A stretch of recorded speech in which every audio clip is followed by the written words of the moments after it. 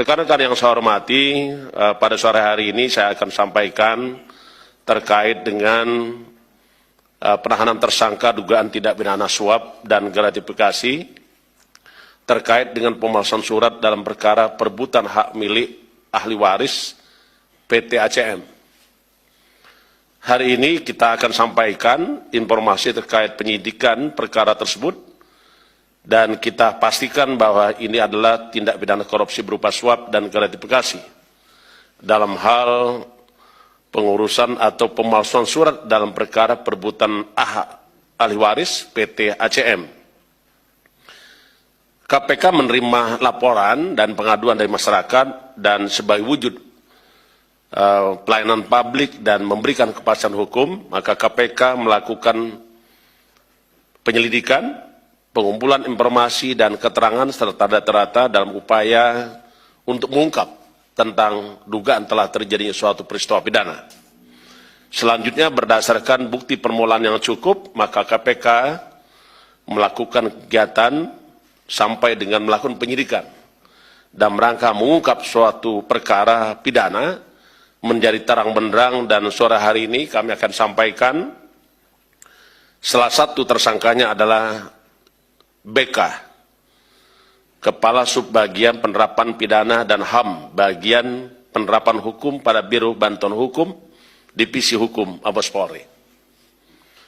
Untuk kepentingan dan kebutuhan proses penyidikan, maka yang bersangkutan, tersangka BK, dilakukan penahanan selama 20 hari, terhitung tanggal 3 Januari 2023 sampai dengan 22 Januari 2023, yang dilakukan penahanan di Rumah Tahanan Negara KPK pada Pomdam Jaya Guntur.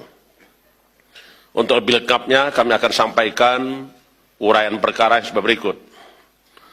Bermula dari adanya pelaporan kepada Barreskrim Polri terkait dugaan pemalsuan surat dalam perebutan hak ahli waris PT ACM dengan pihak terlapor ES dan HW. Atas pelaporan tersebut, ES dan HW melalui rekomendasi salah seorang kerabatnya, kemudian diperkenalkan dengan tersangka BK, yang saat itu dimutasi sebagai Kepala Subbagian Penerapan Pidana dan Hak Asasi Manusia Bagian Penerapan Hukum pada Biro Bantuan Hukum, Divisi Hukum Mabes Polri untuk berkonsultasi.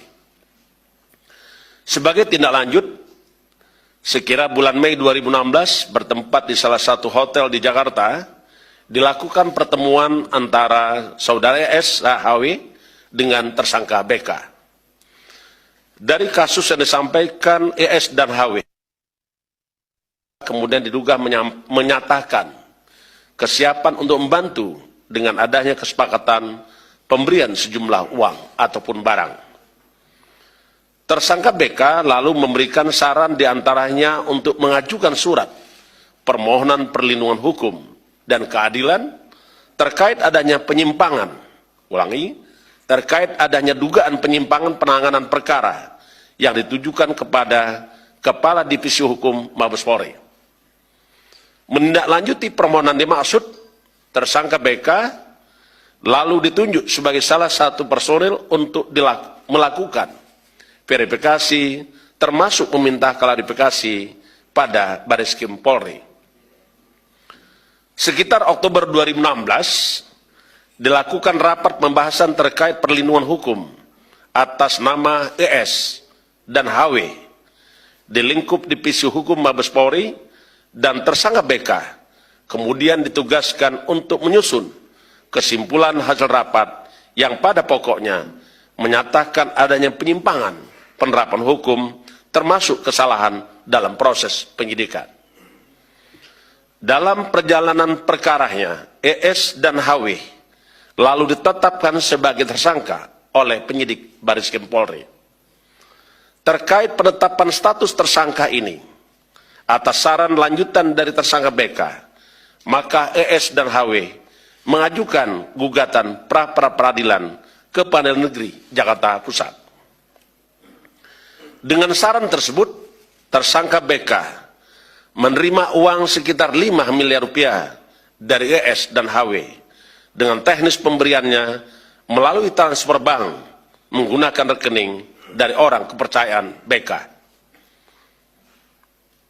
Selama proses pengajuan pra peradilan, diduga tersangka BK membocorkan isi hasil rapat divisi hukum untuk dijadikan sebagai bahan materi gugatan pra peradilan, sehingga hakim dalam putusannya menyatakan mengabulkan dan status penetapan tersangka tidak sah. Jadi tersangka S dan HW tadi ya. Tersangka BK sekitar bulan Desember 2015 juga diduga menerima 1 unit kendaraan mobil mewah yang model dan jenisnya ditentukan sendiri oleh tersangka BK. Sekitar bulan April 2021, saudara ES dan HW kembali ditetapkan sebagai tersangka oleh penyidik Bareskrim Mabes Polri dalam perkara yang sama.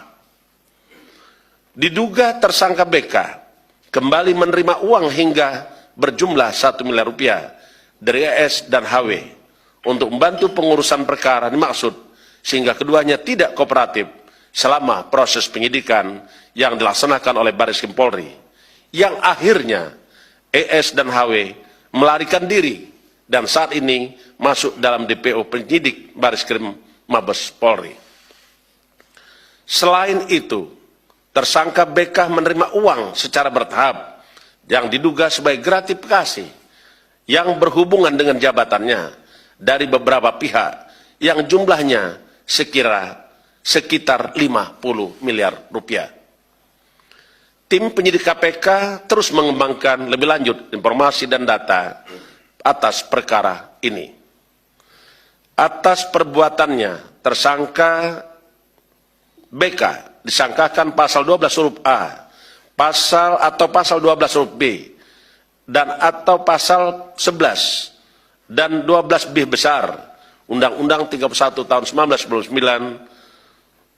tentang pemberantasan tindak pidana korupsi sebagaimana telah diubah dengan Undang-Undang nomor 20 tahun 2001 tentang perubahan atas Undang-Undang 31 tahun 1999 tentang pemberantasan tindak pidana korupsi.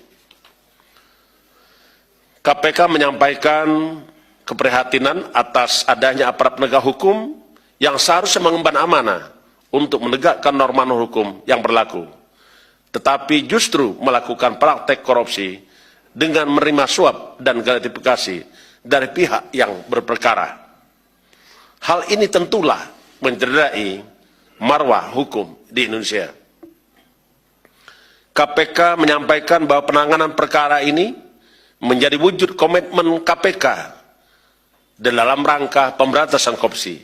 Karena sesungguhnya kita mengetahui bahwa KPK dalam rangka pemberantasan korupsi menjadi perhatian, ada 5 fokus area. Di antaranya korupsi bidang sumber daya alam, korupsi yang terkait dengan tata niaga dan bisnis, korupsi yang terkait dengan kegiatan politik, dan korupsi di bidang pelayanan publik. Dan salah satunya lagi adalah korupsi di dalam reformasi birokrasi dan penegakan hukum. Di mana korupsi pada kelima sektor tersebut menyangkut hajat hidup orang banyak, mempunyai tingkat risiko korupsi yang tinggi, serta berpotensi merugikan keuangan negara ataupun perekonomian negara. KPK menyampaikan komitmen untuk menuntaskan setiap perkara yang ditangani oleh KPK.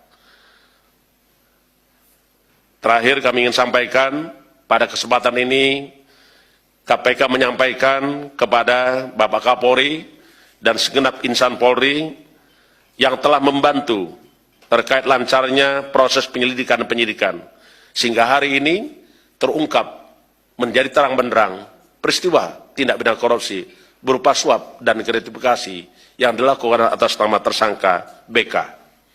KPK akan terus melakukan upaya-upaya baik itu penindakan, pencegahan, sekaligus juga melakukan upaya-upaya pendidikan masyarakat, sehingga kita berharap suatu saat Indonesia bebas dari korupsi, dan kita hidup di dalam peradaban dunia yang bebas dari korupsi. Saya kira itu yang ingin sampaikan. Selanjutnya saya kembalikan kepada Pak Ali Fikri. Terima kasih. Wassalamualaikum warahmatullahi wabarakatuh. Om Santi, Santi, Santi, Om.